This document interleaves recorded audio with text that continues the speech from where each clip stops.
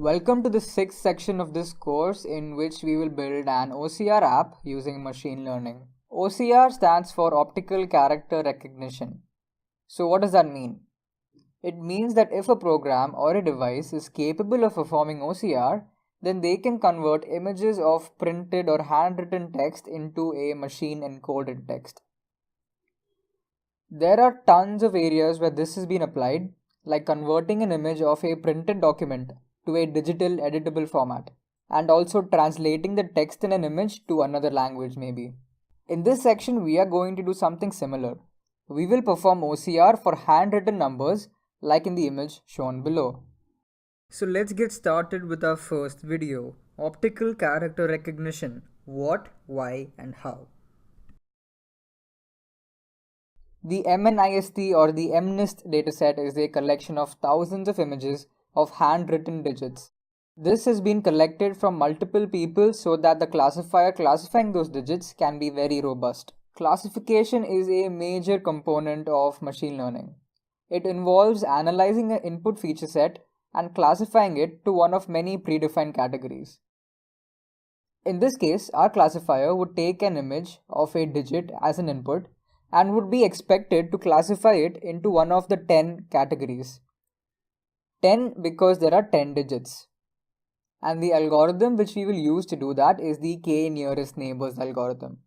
This algorithm computes the similarity of the input image over all the images in the dataset, and the class or the category of the image which was the most similar to our input image will be considered as the class of the input image as well. So let's assume that 4 is our input image and the current image it is being compared against is this image of 7. Let's also assume that the features we are considering for our algorithm is the pixel values of the images themselves. The algorithm would compute the Euclidean distance of the pixel values of each corresponding pixel from both the images. This distance would indicate the similarity of the images. Lower this Euclidean distance, more similar the images. So what does that k in KNN signify?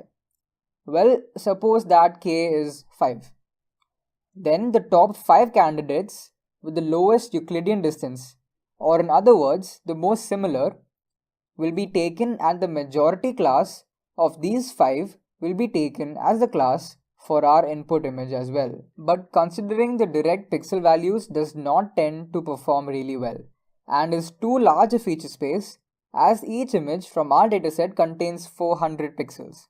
That is where histogram of oriented gradients come in. HOG is a feature descriptor.